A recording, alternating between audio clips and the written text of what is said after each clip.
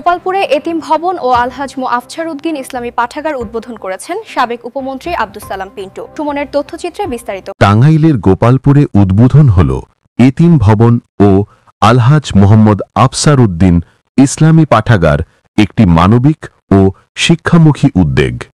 উদ্বোধন করেন বিএনপির কেন্দ্রীয় কার্যনির্বাহী কমিটির ভাইস চেয়ারম্যান, সাবেক উপমন্ত্রী ও 3 বারের সংসদ সদস্য অ্যাডভোকেট আব্দুস সালাম পিন্টু।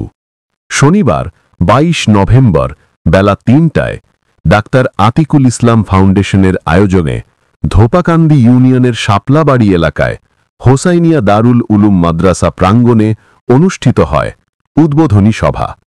সভাপতি ছিলেন ফাউন্ডেশনের চেয়ারম্যান অধ্যাপক ডাক্তার আতিকুল ইসলাম। প্রধান বক্তা হিসেবে বক্তব্য রাখেন অধ্যাপক ডাক্তার রফিকুল ইসলাম।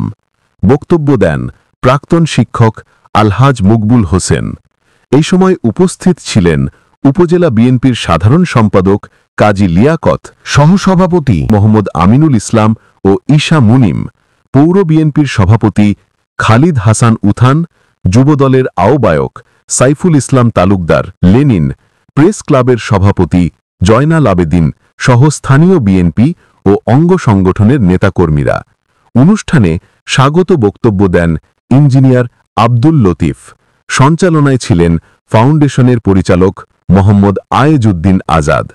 উল্লেখ্য, নবনির্মিত ইসলামী পাঠাগারটি নামকরণ করা হয়েছে অধ্যাপক ডাক্তার আতিকুল ইসলামের সহধর্মিণী ডাক্তার শিউলি বেগমের পিতার স্মৃতির প্রতি শ্রদ্ধা জানিয়ে।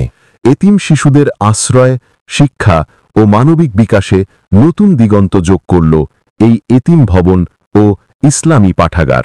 আমি অধ্যাপক, আমি দাওয়াত পাই না। দাওয়াত কেন পাই? 5 পাস, 6 পাস, 7 পাস। এই এলাকার মানুষের অবস্থা আমার খুব কষ্ট হয় আপনাদের জন্য।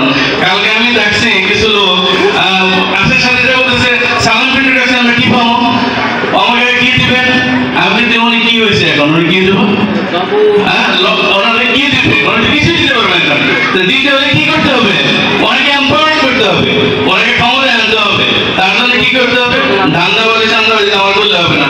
ওনার ভোট লাগবে না, যেটি ভোটার আছে ওটা দিলে হবে। তুমি চাইলে তোমার ভোট লাগবে না, তুমি খালি ভোটটি নষ্ট করো না। আমি বললাম তুমি ভোট নষ্ট করো না, তাহলেই হবে। তুমি এখন ধান্দাবাজি করো, ওনার ভোট নষ্ট, ওনার ভোট লাগবে না, উনি এমনি পাস করবে। আমি আতিকুর রহমান সাহেবকে অভিনন্দন জানাই, ধন্যবাদ জানাই যে উনি অনেকেই তো আমরা চাকরি করি না অনেকে, কিন্তু জনগণের জন্য, জনগণের খেদমত করার জন্য এই ধরনের প্রতিষ্ঠান আরো কি কোনো জায়গায় আছে? নিজেই অজপাড়ায় এত সুন্দর একটি প্রতিষ্ঠান গড়ে তুলেছেন, সেজন্য ওনাকে আমি আমার ব্যক্তিগত পক্ষ থেকে এবং এলাকার মানুষের পক্ষ থেকে আন্তরিকভাবে অভিনন্দন করি।